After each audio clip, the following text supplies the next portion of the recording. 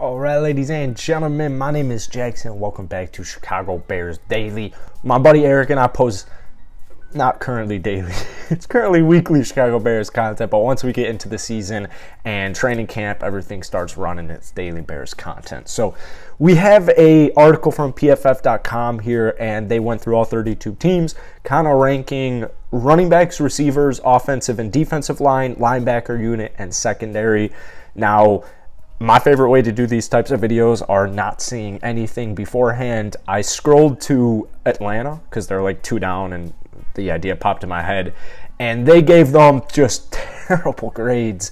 And I've seen a ton of power rankings where the Falcons are rated higher than the Bears. So my guess is the Bears get shafted in almost every single, except maybe running back and secondary and maybe the linebacker position. That's my opinion. Without further ado, let's get into it. I'll scroll down. All right, Chicago Bears.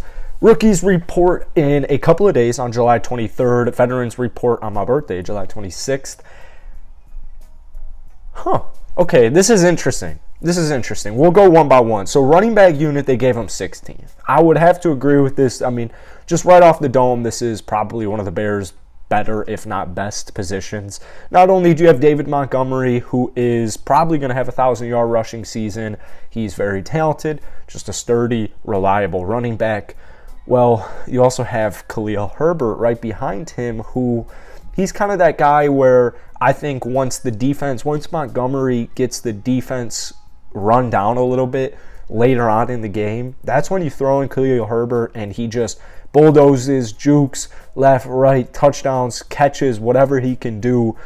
When the defense is starting to run out of gas, he just kind of puts his shoulder down and gets to work. So I think Khalil Herbert and David Montgomery are 2 extremely reliable guys, even in the passing game. And then you have rookie Trestan Ebner from Baylor. And he is, to me, he's primarily going to be a receiving back, but long-term outlook, if the long-term running back isn't going to be Montgomery, or if it's not going to be Herbert, or even if Ebner is just more of a complementary piece, he honestly reminds me similarly of Matt Forte.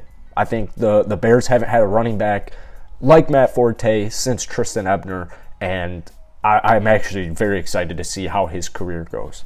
Receiving core 32nd. I'm not too well versed on like the Falcons or the Texans, but I would imagine the Texans don't have a better receiving core than the Bears. I can understand it. The Bears are going to be ranked towards the end in a lot of these categories. They're probably realistically not last, though. I think this kind of goes into the whole Darnell Mooney disrespect. I think just in general, Darnell doesn't get the love and respect he deserves. You can say that about a lot of players, and we'll talk about Roquan Smith once we get to linebackers. But, I mean, Darnell Mooney is a wide receiver 1, in my opinion, but I think he is more suited for a wide receiver 2 position where you have, some type of elite superstar as your wide receiver 1, and Darnell just complements it perfectly.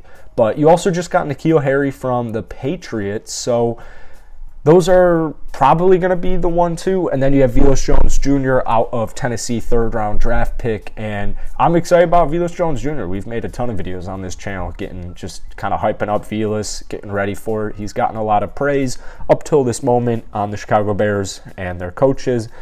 And that's kind of their 3 right now. I mean, you got Byron Pringle there.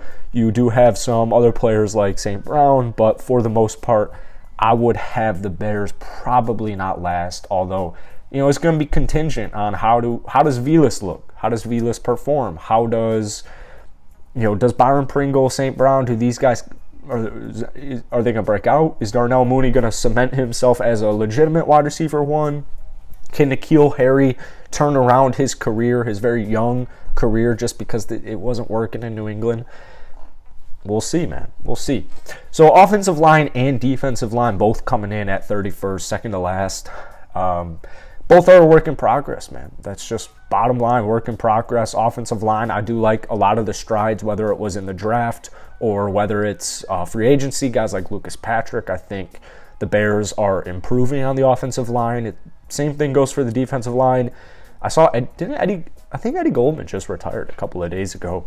But from your 2018, 2019, you know, around that era, the defense was as good as they come. And from that point on, the last couple of years, I mean, you're trying to, what's that like milk? You can't cry over spilled milk. It's definitely not that analogy I'm looking for, but maybe you can kind of get what I'm coming from. Like, the Bears just had such an elite domination type of defense, and they've been kind of holding on to whatever they can in the last couple of years, as they were still not necessarily going into a full rebuild like they are right now.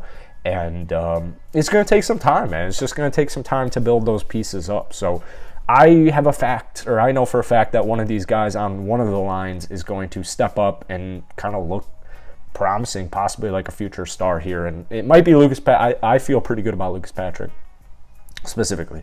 Linebacker unit comes in at 18th.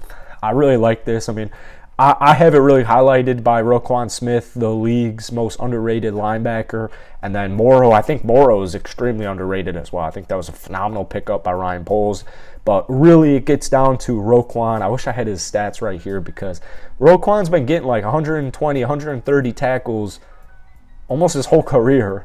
And for some reason, this man still is yet to make a Pro Bowl. I mean, this man is still getting disrespected continuously. Yeah, he has his flaws, I guess, or he has his weaknesses, I should say, but he's still one of the best linebackers in the entire NFL. So hopefully he gets that love this year, and hopefully he can continue blossoming into the superstar that I think he is. The secondary, 31st, kind of surprising, but I guess if we're looking at just pure statistics and if we're going pure analytics, not the craziest thing. You know, there's going to be some important stuff this upcoming year, like Jalen Johnson, Eddie Jackson. I think both of those two players, there's an equal amount of pressure on both of them to produce. I think Jalen's a little younger. Eddie Jackson, I know he can make plays. Same thing goes with Jalen. But now you have two new additions in Jaquan Brisker and Kyler Gordon. And I think those two guys are really going to help alleviate all the pressure that those two cats had, Jalen and Eddie, had last season. Because in the secondary, if we're talking secondary, that's really all they had last year. Those were really the only reliable type of players in the secondary, in my opinion. So I think the addition of Kyler Gordon was huge. And I think Jaquan Brisker is a diamond in the rough. I think Jaquan Brisker, I know he has that swagger. I've seen him have it. He done had that swagger. So I like both of them. I like where they're at. All right, so I had a timer go off at the end of the video. That's pretty much it, though. You know, that's pretty much it. I'm not expecting anything too crazy from the Chicago Bears this upcoming season. I was anticipating them getting a little disrespected here, but I guess, you know, what can you do? What really can you do? So I want you guys to go ahead, drop any opinions, any comments you have down below on the Bears this upcoming season. We got camp starting in a couple of days. I do go out of town here, but I will try my hardest to continue to get consistent Bears content out to you guys. That's it for today. It's hot as hell, and so have a good one. Peace.